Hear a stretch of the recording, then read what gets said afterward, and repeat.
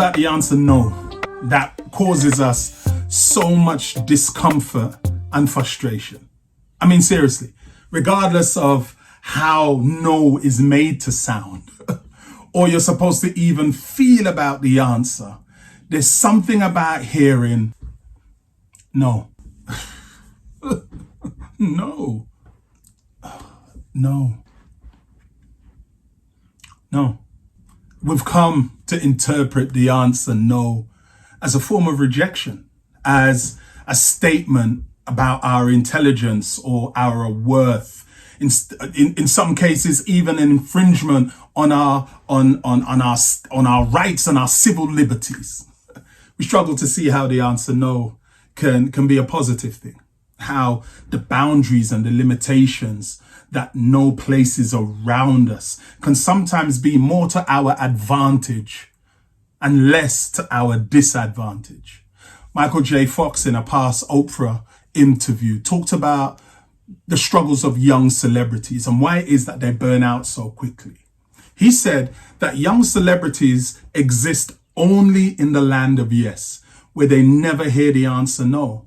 And as a result, they lose all perspective and ability of how they function within the reality in which no restrictions is placed upon them. And no restrictions is placed upon their desire to have or do whatever they want. And as a result, they quickly go off the rails and burn out.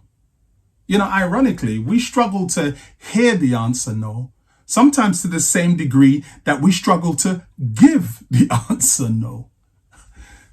Because we sometimes place so little importance on our agency, our time, our ability, even our insanity when it comes to saying no to others. For some, it's because they just don't wish to disappoint. For others, it's because they feel obligated and obligated beyond their wish to refuse.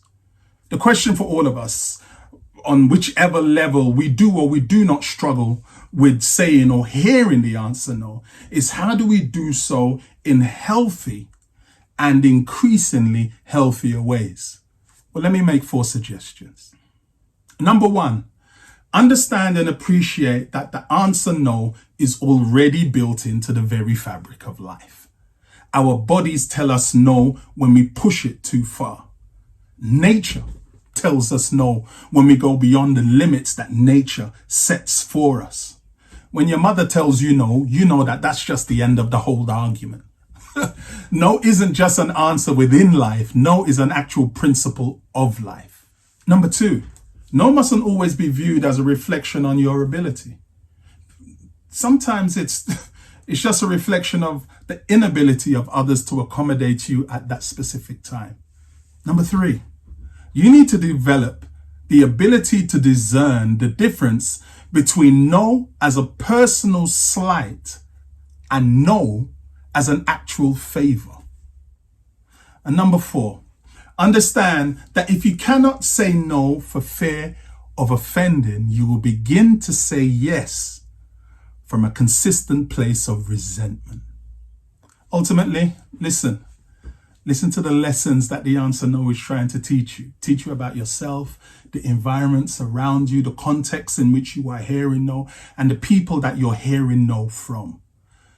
Because no can be a form of self-care if embraced and used wisely, just as yes can be an act of selfless love when the context allows. Learning to live with no is about understanding that the answer no is a principle of life with equal importance to the answer yes. Okay, let's do the work.